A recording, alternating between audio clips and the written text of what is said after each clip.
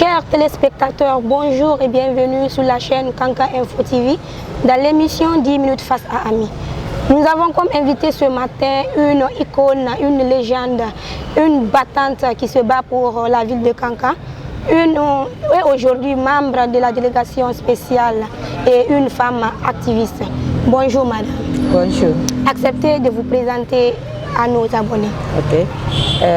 Moi je suis Nakani Konaté. Je suis activiste de la société civile et sociologue de formation.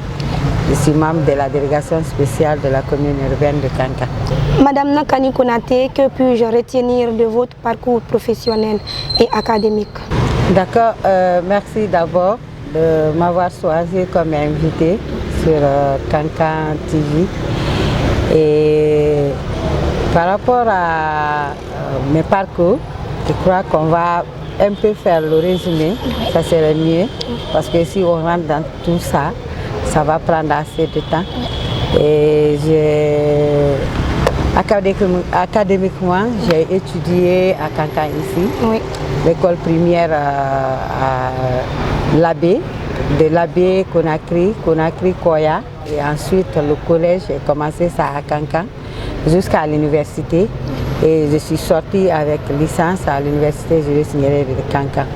Donc j'ai fait sociologie des développements communautaires avant d'entamer l'école de la santé, parce que ça c'était vraiment un domaine qui m'a beaucoup impressionné et c'était aussi un plaisir, faire un plaisir pour mon papa, parce que qui a beaucoup opté pour ça. Donc après l'université, j'ai continué à l'école de la santé où je suis sortie avec le diplôme d'infirmière d'État. Au jour d'aujourd'hui, après les études, je me suis investie dans beaucoup de choses, dans la vie associative et aussi dans les projets et programmes.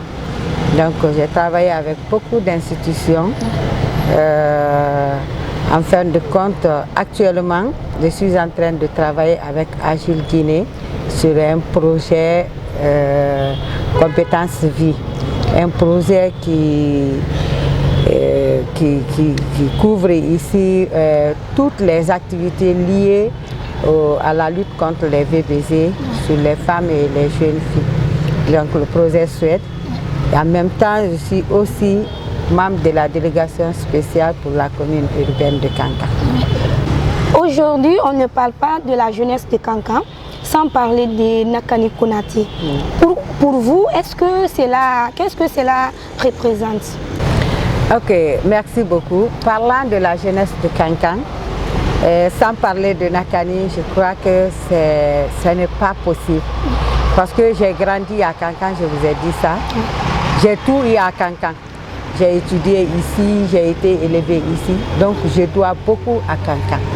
Donc si j'ai étudié ici et que j'ai été élevée, j'ai eu vraiment des gens qui m'ont encadré, qui m'ont formé et qui m'ont orienté. À mon tour, je dois faire la même chose pour cette jeunesse. C'est pourquoi je vous dirais que j'aime beaucoup Kanka. Et quand tu aimes une ville, il faut t'investir dans le développement de la ville. Et ce développement ne pourra jamais bouger sans la jeunesse. Et quelle jeunesse? C'est une jeunesse émancipée, une jeunesse qui vise, une jeunesse vraiment qui est visionnaire. Donc c'est cette jeunesse que nous sommes en train de mettre sur place. C'est pourquoi vous verrez toutes les activités de jeunesse. Je suis, même si je ne suis pas là physiquement, mais moralement je suis là pour apporter un peu de soutien dans ce que les jeunes font. Parce que s'il y a vraiment une bonne jeunesse, c'est un bon développement. Et ça pourra vraiment nous aider dans tous les cadres. Vous voyez un peu. Donc c'est cette politique que nous avons envisagé de mettre en place. Et si nous avons œuvré pour Kanka pour que ça marche, nous voudrons aussi que toute la jeunesse œuvre dans ce sens. C'est pourquoi tout ce qui va dans le cadre de développement, de la défense de droits communs au niveau jeunesse de Kanka, vous me verrez toujours là. Donc c'est une jeunesse vraiment que j'apprécie et que je veux qu'il y ait un changement total au niveau de cette course. Chers abonnés, si vous venez de nous prendre en marche, sachez que vous êtes sur la chaîne Kanka Info TV dans l'émission 10 minutes face à Ami. Nous avons comme invité aujourd'hui Nakani Konaté, femme activiste et aujourd'hui membre de la délégation spéciale. Madame Konaté Nakani, est-ce que dans votre parcours, vous avez fait l'objet de critiques, de ségrégation parce que vous êtes femme? Par rapport à cette question, c'est un plaisir de répondre à ça. Et vous n'êtes pas sans savoir qu'on est en Afrique. Et en Afrique, vous savez ce que signifie femme. Et surtout si c'est une femme qui s'investit dans la lutte pour la cause commune, c'est une femme qui sera toujours face à des critiques, à des marginalisations, à des suggestions de passer par là. Donc pour vous dire que oui, votre question, la réponse est oui. Parce que j'ai été plusieurs fois intimidée, plusieurs fois je suis allée 2-3 fois en prison à cause d'une lutte que j'étais en train de mener. Et c'est une lutte que je vous ai dit depuis le début, c'est une lutte commune. Quelqu'un qui œuvre dans le cadre d'un changement, généralement est toujours face à des critiques. Surtout c'est une femme, vous savez, on aimerait dire, ah, toi tu es une femme, tu ne dois pas faire ça. Et si tu le fais, les gens auront peur de toi, les hommes vont se méfier. Et c'est ce qui arrive.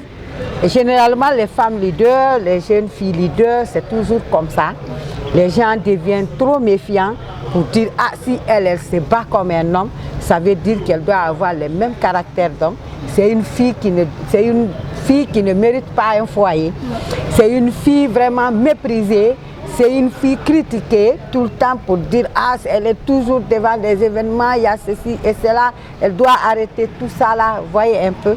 Donc j'ai été plusieurs fois victime, mais je me suis dit que c'est un objectif que je veux atteindre. Donc là, je vais toujours le faire. Comme je vous ai dit au début, j'ai été au moins 2, 3, 4 fois en prison. Et c'est quelque chose qui va se répéter, je sais, je suis consciente. Parce que souvent, avant qu'on ne te comprenne dans ta lutte, ça trouvera vraiment que tu vas franchir beaucoup d'étapes pour être vraiment là où tu veux être. Par rapport aux critiques, ça n'en finit pas et ça va toujours continuer. Et ce sont des grains de sel aussi qui nous motivent de mieux travailler, de mieux s'œuvrer. Quand on parle des jeunes qui font bouger Kankan, en voici une preuve. Quel conseil donnerez-vous aux jeunes filles d'aujourd'hui? Ok, par rapport aux questions que je dois donner aux autres filles, c'est de se battre, c'est d'être rassuré, c'est croire en soi. Vous savez, même si on a envie de faire quelque chose et qu'on a vraiment le goût de ce qu'on a envie de faire, il faut avoir le courage, il faut croire en soi-même. Dis-toi, je suis une femme, mais franchement, je peux me battre pour devenir ce que je veux. Je suis aujourd'hui une fille, je peux être une grande dame demain. Pour le faire, il faut croire en soi-même.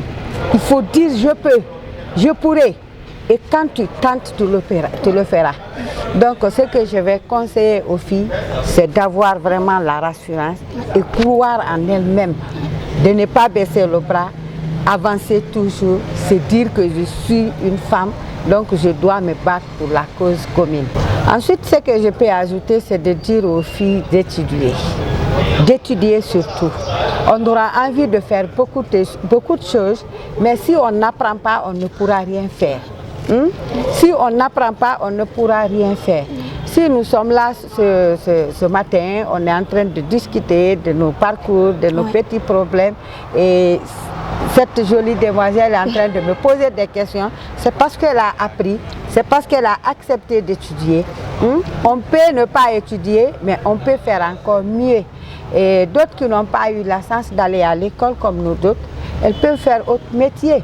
Il y a la coiffure, il y a autres métiers, la saponification, les coutures, mécanique générale, menuiserie, tout ce que les hommes peuvent faire, on peut le faire aussi. Donc on se bat vraiment qu'on croit en nous-mêmes. Ouais. Voilà, donc c'est un peu ça. Ok. C'est la fin de cette émission. Merci à tous de l'avoir suivi. On avait comme invité ce matin Madame Nakani Konaté, membre de la délégation spéciale et femme activiste.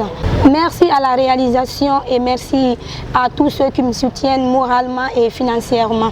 On se dit à très bientôt pour un autre numéro.